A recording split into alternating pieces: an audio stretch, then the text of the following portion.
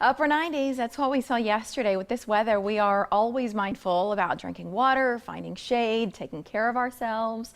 Apply that same idea to your car. What does that entail? It's one of 3 viewer questions lined up for Peter Fink. He owns Certified Transmission and joins us just a couple of times every month. Swing by and answer questions. I'll tell you what, that time goes by really fast to get here. Does It it? seems like, oh my gosh, Because you're so busy. time to go again. Well, So. Certified Transmission's a pretty big deal, not just yeah. in Omaha, That's but I know true. you've got shops all over the place, Yep, and yep. you're making transmissions in other states. We're shipping them all over. We got 30 distributors around the country. Wow. So, yep, definitely. So. And you have a life, right? You don't just work all the time. Every time we see Peter, what did you do? We live vicariously through Peter because he's got a pretty good gig on weekends. Let's get to these questions. And All right. Patrick is up first. Great. He writes, the hydraulics in the rear gate of my 2005 Honda Pilot went out. How complicated is that repair, and is it expensive? Okay, on a 2005 Honda Pilot, I don't think that's where the gate opens by itself. On some of the newer cars, obviously, like an Escalade and the Edges and new cars, you know, they got a button and it'll open all the way by itself and close, okay? I don't think the 2005 Pilot is, so if that isn't the case, we're talking just the struts, and that is sold at any of the parts stores, basically, or the dealer, and that wouldn't be too expensive. Those are a little bit larger struts than maybe under the hood or something to help hold that deck up. I can't imagine they're even $100 a piece or something, okay? Probably even a lot less than that. Is that something you could DIY? You know, I think that one could be done by somebody that has a few tools, and as long as they've done some kind of repair, I don't think that one should be too bad. Now, if it's an electronic one where it opens by itself and stuff, well, then it can definitely get a lot more expensive, okay, and stuff. Anytime we make those extra luxury items, it costs a little bit more. I always think about that. They're so nice to have until something goes wrong. That is true. Like, that is true. Oh, the Yep, expense. that is correct. Yeah. Joe is up next. All He right. says, my 2001 Ford F-150 is leaking something in my driveway. Is there an easy way to figure out what kind of fluid it is? Well, couple things. First of all, if there's enough fluid in the driveway, you can get a white piece of paper and try to get some of that fluid on that white piece of paper, and then it'll show the original tint of that oil usually, okay? If it's more of a yellow tint, then you've got a motor oil. Motor oil is, of course, fairly common to leak on engines, okay? Then if it's on the white piece of paper and it's a reddish tint, then you're going to have either the transmission that's leaking, or it could be the power steering, because power steering is red also.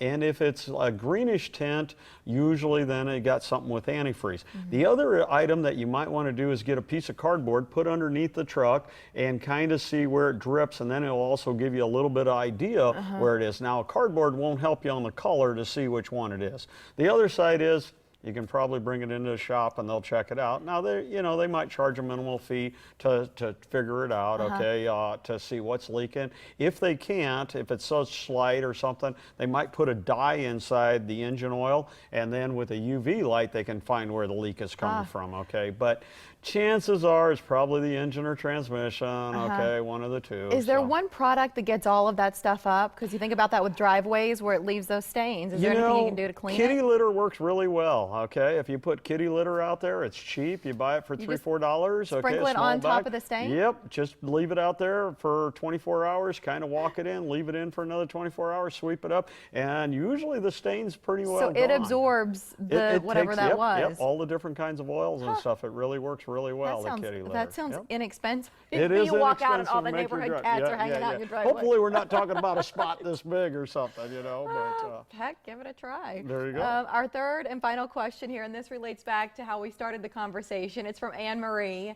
She says, is there anything preventative I can do to keep my car from overheating or having other issues when we get in this kind of stretch of really hot weather?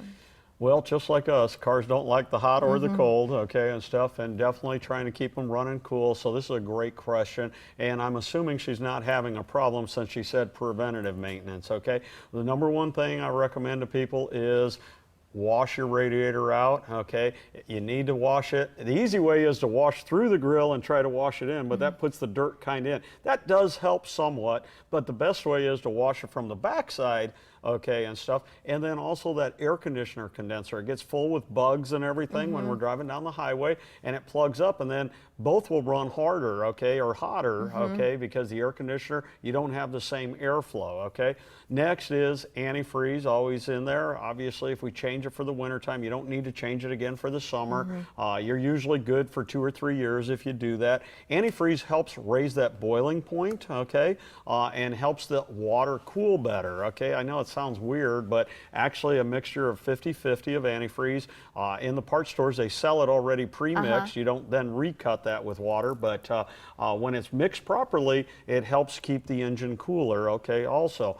And then the pressure cap on the radiator, because just like that will help raise the boiling point of the water or antifreeze, okay, that it can go to a higher temperature. So keeping the radiator clean and fresh with new fluids, okay, those are really the biggest things. Belts and hoses, okay, and stuff, I mean, preventative maintenance. So just regular maintenance that you do at 30,000 miles, 60,000 miles, will take care of it. You really don't have to do a whole lot extra. You think when it's hot enough to buckle pavement on Maple, as we saw, a few weeks back, yes, surely our cars aren't immune to the heat either. 5 locations in the Omaha area, and if you'd like to learn more about certified transmission as a whole, Peter's story is really cool about how he started this thing 3 decades ago.